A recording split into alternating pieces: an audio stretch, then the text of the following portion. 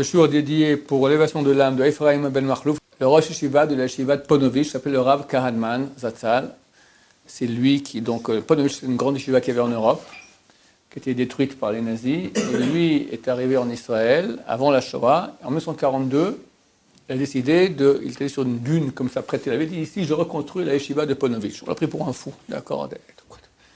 Le monde est à feu et à sang, il y a la Shoah, tu penses maintenant à construire une yeshiva, et d'où tu auras l'argent, et quel élève ça.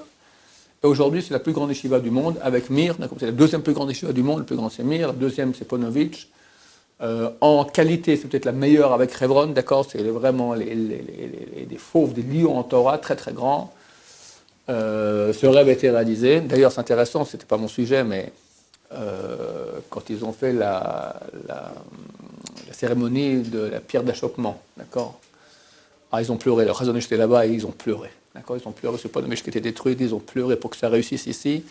Alors Chazon Ish a dit, quand on fait un fondement d'une maison avec des pleurs, ça réussit. Il y en a qui font une grande fête et boum, balaboum, il n'y a rien qui se passe après, d'accord. Ce qui vient avec peine a de la valeur. Tout ce qui vient avec peine a de la valeur. On ne peut pas acquérir une chose qui a de la valeur dans ce monde, une vraie valeur, sans des efforts. Effort égale peine. Et lui, toute sa vie, le pauvre, il a dit qu'il aurait pu être un gaon, un génie d'Israël en Torah, s'il n'était pas occupé sans cesse à devoir trotter dans le monde entier pour trouver de l'argent pour la yeshiva. Et un jour, il raconte au Rav Galinsky. Le Rav Galinsky, c'était un grand monsieur aussi à Bnei Brak qui a vécu en Sibérie, qui raconte beaucoup d'histoires sur ses périples qu'il avait en Syrie, en Russie, le pauvre. Il raconte qu'il a vu, c'est extraordinaire. Il est parti en Amérique. Et il a entendu parler d'un grand riche, un millionnaire, qui voulait acheter un bâtiment, un grand bâtiment important en Israël, en son nom. Et pendant 3-4 semaines qu'il était là-bas en Amérique, par tous les moyens, il essaie de le voir. Il appelle, il est parti. Il revient, c'est lui qui ne peut pas. Après, il est malade. Après ça, etc. Et pour finir, il a réussi à faire de l'argent par-ci, par-là avec d'autres généreux donateurs, mais lui, il n'a pas réussi à l'avoir.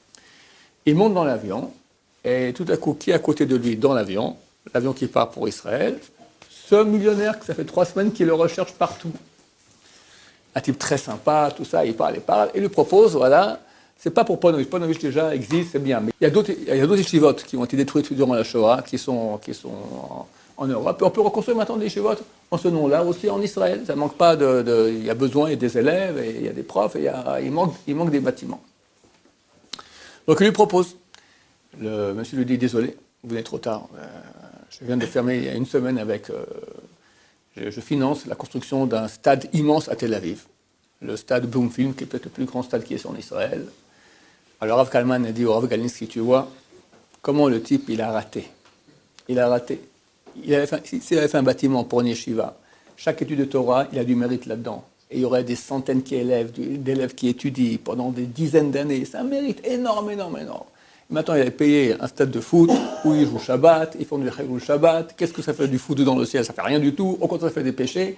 Comment une personne qui a les moyens de faire tellement de bien, et il rate et il fait tellement de mal. C'est terrible. Ça nous concerne nous tous. Alors on n'est pas tous millionnaires, d'accord, mais chacun a une énergie, il a un pouvoir, il a une vie. Et des fois, des choix qui ont l'air de rien du tout, comme dit le roi David dit dans la Tehillim, comme les flèches dans les mains de l'archer, comme ça sont les jours de la jeunesse. Ça vous concerne vous, messieurs. Moi, je ne suis plus trop jeune, mais j'ai encore des choix à faire. Mais quand on est jeune, alors, on est comme l'archer avec les flèches dans sa main. Quand il tire à l'arc comme ça, il va tirer et il tremble un peu comme ça. Maintenant, s'il dévie d'1 millimètre, ça fera beaucoup 1 millimètre. Il sort de la cible. Des fois, une petite décision, 1 millimètre par 5 millimètres par là, ça peut tout changer. Quelqu'un qui a pris une décision de venir à Yeshiva 1 an ou pas. Quelqu'un qui décide de faire une 2e année. Quelqu'un qui dit je vais ci, je vais ça. Des décisions, un chidour, des choses. On ne se rend pas compte de l'impact de nos actes. Alors il faut prier Hachem qui nous aide à faire les bons choix, parce que les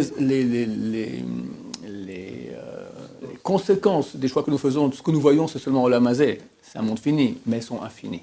C'est colossal, on ne peut pas l'imaginer. Infini, ça finira jamais. Pour notre petit passage sur Terre, combien il a un impact extraordinaire. C'est dommage de rater. Surtout que on a vu ce millionnaire-là, comment il a raté en beauté, d'accord. C'est tellement dommage.